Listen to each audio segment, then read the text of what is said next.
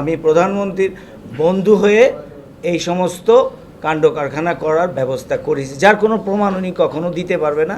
আমি 31 বছর এই মার্কেটে ব্যবসা করি। এখন প্রধানমন্ত্রী সারা বাংলাদেশের বন্ধু, উনি আমাকে বন্ধু বানিয়েছেন।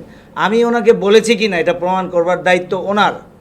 আমি কখনো ওনার সাথে এই সম্বন্ধে কথা বলেছি কি না এই দায়িত্ব ওনার। আমার ভেরিফাইড ফেসবুকে আমি কোনো রকমভাবে তার এগেনস্টে কিছু দেইনি। ওই দিনের ঘটনা আপনারা দেখেছেন। শ্রদ্ধেয় সুধীজনরা, আমার এখানে কর্মকর্তারা, দোকান মালিক সমিতির সভাপতি, আমাদের সেক্রেটারি সাহেব, উনি সহ সমস্ত বক্তব্য আপনারা শুনেছেন, জেনেছেন। আমার দুটো প্রশ্ন, উনি যেহেতু ক্ষমা চেয়েছেন, উনি যেহেতু দুঃখ প্রকাশ করেছেন, যেই দুইটি শব্দ নিয়ে আমার খুব নিজে থেকে আমাকে খুব ব্যথিত করছে, সেটা হলো 1 নম্বর, আমি প্রধানমন্ত্রীর বন্ধু হয়ে এই সমস্ত কাণ্ড কারখানা করার ব্যবস্থা করেছি, যার কোনো প্রমাণ উনি কখনো দিতে পারবে না। আমি 31 বছর এই মার্কেটে ব্যবসা করি। 31 বছরে কারোর সাথে কিছু হয়েছে এটা কেউ বলতে পারবে না। উনি 3 বছরে এসেছেন, ওনার সাথে আমার 3 বছরে একবার কথা হয়েছে দোকান ওপেনিংয়ের সময়। ওনার ভেরিফাইড ফেসবুকে উনি আপলোড দিয়েছেন, ক্ষমা চেয়েছেন, অনেক কথা বলেছেন। সস্তা জনপ্রিয়তা, কাউকে অপমান করা, হেনস্থা করা, কাউকে লাঞ্ছিত করা আজকাল এই ফেসবুকের কল্যাণে খুব সহজ হয়েছে। এটা গর্বেরও বিষয় না, আমি আজ পর্যন্ত দেইনি। তবে যারা খুব প্রবীণ, যারা অনেক জ্ঞান রাখেন, ওনারাও ওনাকে আপলোড করে অনেক মন্তব্য করেছেন।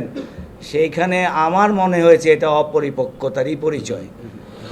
আর সবচেয়ে বড় কথা হচ্ছে উনি যেহেতু ক্ষমা চেয়েছেন, মাপ চেয়েছেন, এতে করে আমিও ওনাকে বলবো উনি নিরাপদে থাকুন, দেশে আসুন, দেশে এসে ব্যবসা করেন, আমরা ওনাকে সহযোগিতা করব।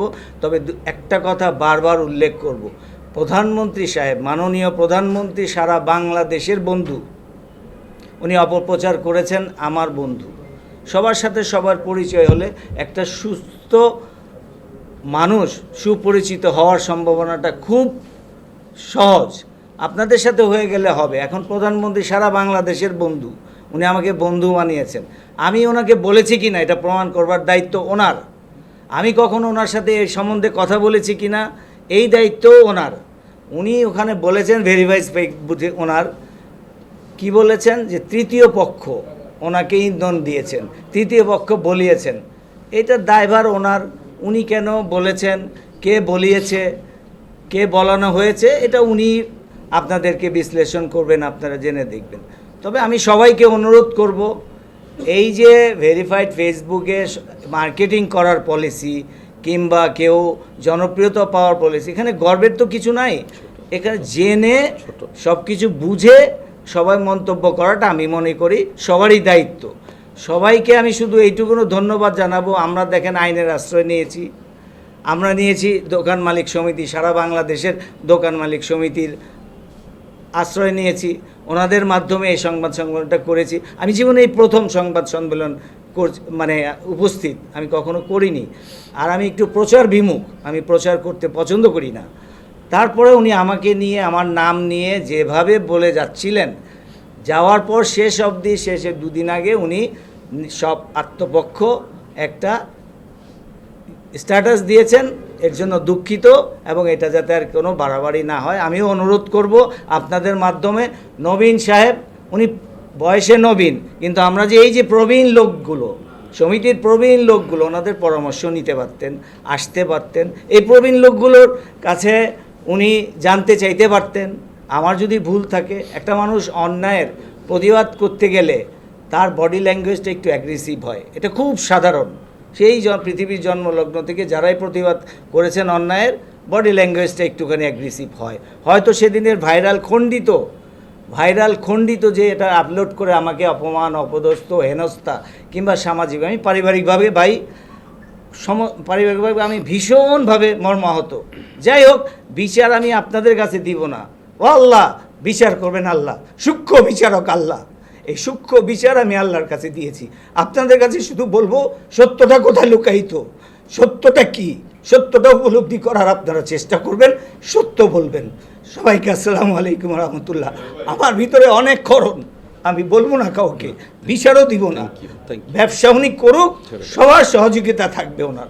1 জানুয়ারি 2026 ইউটিউব জার্নালিজমের অগ্রদূত change.tv.press সংগ্রাম মুখর 7 বছর পেরিয়ে পা রাখলো গৌরবান্বিত 8 বছরে। এই আনন্দ প্রহরে সবাইকে নিরন্তর শুভেচ্ছা।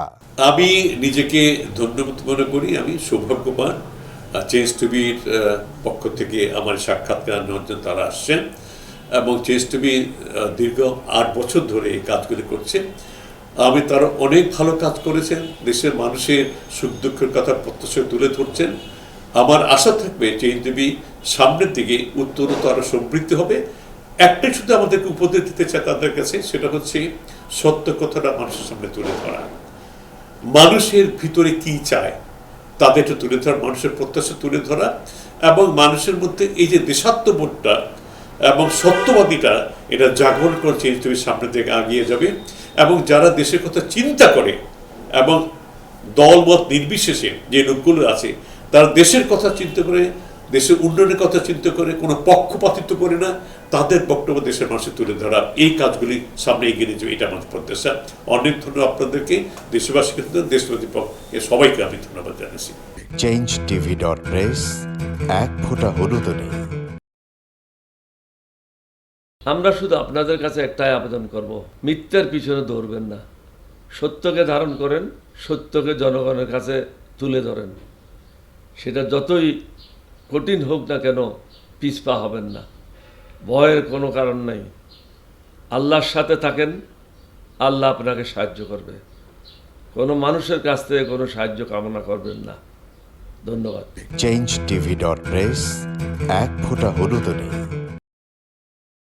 হ্যাঁ, চেঞ্জ টিভি আমি বিশেষ কারণে দেখি সুযোগ পেলে, বিশেষ করে তোমার অনুষ্ঠানটা যখন হয় আগে পরে আমি দেখে থাকি, ভালো লাগে, উপস্থাপনা ভালো, মোটামুটি সব কিছু ভালো। আমি তাদের শুভকামনা করি এবং চেঞ্জ টিভি আমি আশা করি সবসময় নিরপেক্ষ, যেহেতু এই চেঞ্জ টিভিটা সংবাদ প্রচারের একটা মাধ্যম, সুতরাং সঠিক সংবাদটাই চেঞ্জ টিভি প্রচার করবে, এটাই আমার কামনা থাকবে তাদের কাছে, সেই সঙ্গে আমার শুভেচ্ছা থাকবে।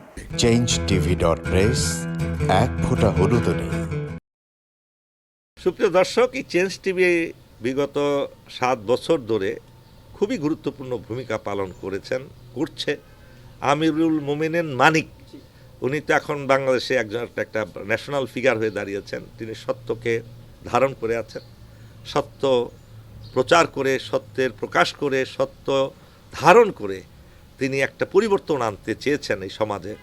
আমি আশা করি এটাতে অনেকে উদ্বুদ্ধ হয়েছেন এবং এই চেঞ্জ টিভির ভূমিকা অন্যকে অনুসরণ করার জন্য আমি আবেদন জানাবো।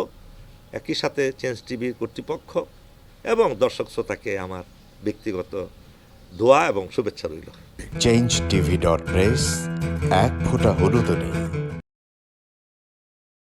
বিশেষ করে আমিনুল মোমিনিন মানিক তার চেঞ্জ টিভিতে তিনি সবচেয়ে আমাদের কঠিন সময়ে, সবচেয়ে দুর্যোগের সময়ে এখানে যে সমস্ত অনলাইন খুব ঝুঁকি নিয়ে দায়িত্ব পালন করেছেন, তার মধ্যে চেঞ্জ টিভি এবং তার প্রধান উদ্যোক্তা আমাদের প্রিয়ভাজন আমিরুল মোমিনিন মানিক, তিনি অন্যতম।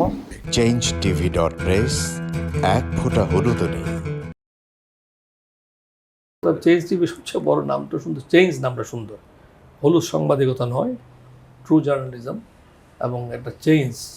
এবং মানে একটা কথা আছে, if you want to change the world we have to change yourself. এবং চেঞ্জটাই হচ্ছে মূল জিনিস, আমরা আমাদের সামনে রাখতে হবে। আমরা একটা পরিবর্তন চাই। চেঞ্জ টিভিতে এই সমস্ত প্রোগ্রাম দেখিয়েছে, মোস্ট অফ দ্য ক্ষেত্রে আমি দেখেছি তারা একটা নতুনত্ব নিয়ে আসছে, বিভিন্ন ইন্টারভিউ, বিভিন্ন প্রোফাইল লোকদের দিয়েছে এবং একটা নতুন বাংলাদেশ তৈরি করা, একটি নতুন নেতৃত্ব তৈরি করা, একটি নতুন চিন্তা একটা ওয়ার্ল্ড তৈরি করার ব্যাপারে চেঞ্জ টিভির একটা বিরাট ভূমিকা রয়েছে। সেজন্য চেঞ্জ টিভিকে আমি ধন্যবাদ। যদিও এটা অনলাইন ওই ধরনের টেলিভিশন না, বাট এটা একটা online TV, but it's very successful. তাই আমি উত্তরোত্তরে সাফল্য কামনা করছি।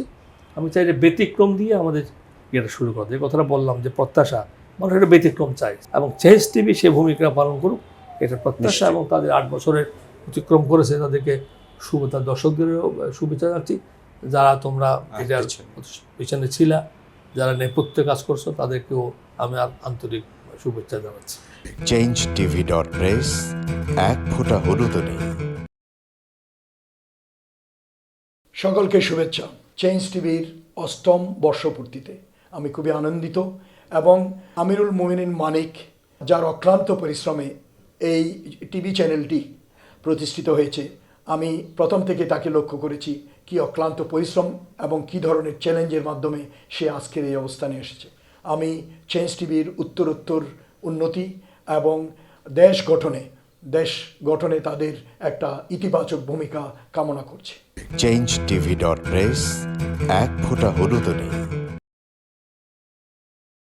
আমি চেঞ্জ টিভির উত্তরোত্তর সমৃদ্ধি কামনা করি।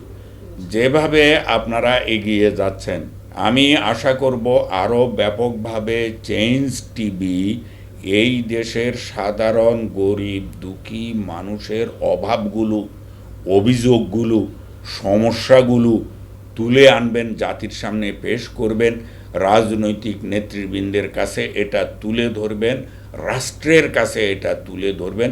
যেভাবে তারা করে যাচ্ছেন তার চাইতে এটি আরও ব্যাপকতা লাভ করবে এবং চেঞ্জ টিভি ভবিষ্যতে বাংলাদেশের একটি অন্যতম টিভি চ্যানেল রূপে রূপান্তরিত হবে।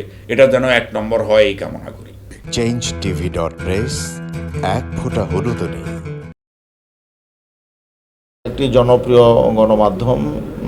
আমরা দেখেছি যে ৫ই আগস্টের আগেও তারা এই ফেসিবাদ বিরোধী, ওই সময়েও ফেসিবাদ বিরোধী ভূমিকা পালন করেছে এবং সাহসিকতার পরিচয় দিয়েছে, অনেক সাক্ষাৎকারটা প্রকাশ করেছে এবং অনেক প্রতিবেদন প্রকাশ করেছে। ৫ই আগস্টের পরে অভ্যুত্থান পরবর্তী নতুন বাংলাদেশ বিনির্মাণে চেঞ্জ টিভি আরও গঠনমূলক ভূমিকা পালন করুক, জনগণের মুখপাত্র হোক এবং নতুন বাংলাদেশ বিনির্মাণে তারা সহযোগী হোক, এই প্রত্যাশা রাখি। চেঞ্জ টিভির উত্তরোত্তর সাফল্য কামনা করি। ধন্যবাদ। changetv.press এক ফোঁটা হলুদও নেই। চেঞ্জ টিভির